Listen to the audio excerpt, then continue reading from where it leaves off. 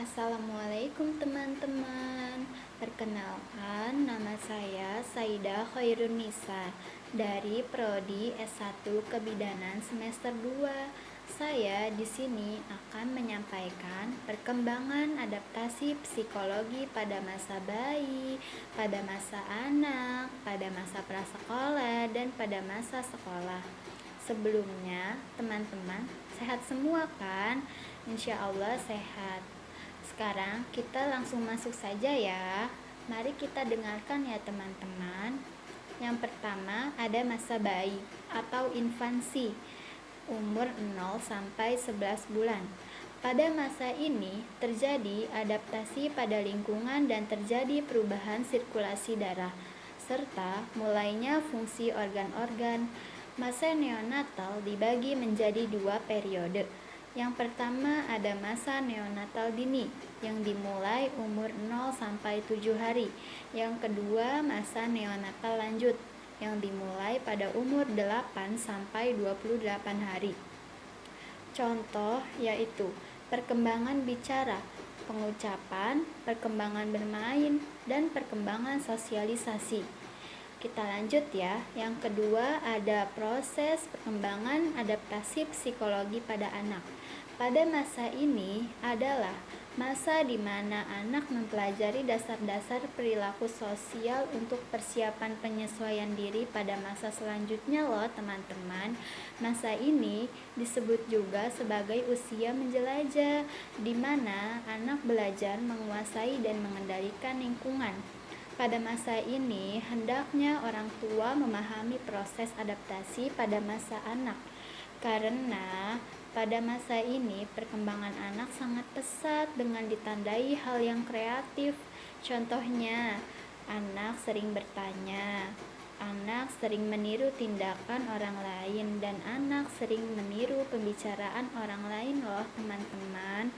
Yang ketiga, ada proses perkembangan adaptasi psikologi pada masa prasekolah.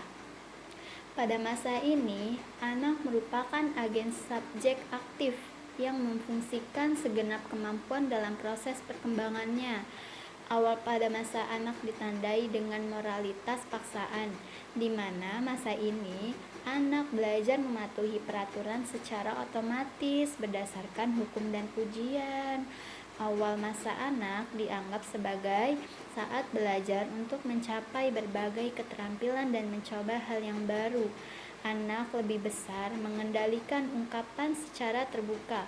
Pada masa akhir anak, sebagai anak mengembangkan kode moral yang dipengaruhi oleh standar moral kelompoknya. Contohnya, ada belajar berjalan, belajar mengambil makanan, belajar berbicara, belajar mengontrol cara BAB atau BAK, dan belajar berhubungan sosial dengan baik dengan orang tua loh. Selanjutnya, ada proses perkembangan adaptasi psikologi pada masa sekolah. Pada tahap ini, anak mulai masuk ke tahapan yang sudah cukup mengerti serta memahami sesuatu dan juga bisa paham tentang sesuatu yang baik dan yang buruk loh teman-teman. Dalam tahap ini, seseorang sedang menggali potensi yang ada di dalam dirinya dalam rangka mencapai kematangan pada saat orang tersebut beranjak dewasa.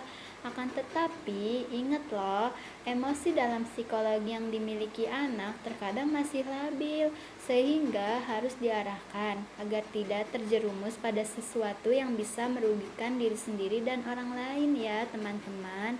Contohnya, mulai bersosialisasi dengan lingkungan, menyesuaikan diri dengan lingkungan, melakukan hal kecil secara mandiri, membuat kelompok dan berorganisasi, mencapai peran sosial, mulai berpikir tentang emosi diri sendiri, mengembangkan keterampilan intelektual, dan memperoleh sistem nilai dan etika sebagai pedoman berperilaku.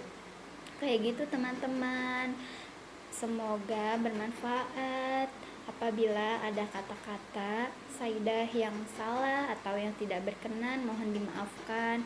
Itu sudah pasti. Wabillahi taufiq wal hidayah. Wassalamualaikum warahmatullahi wabarakatuh.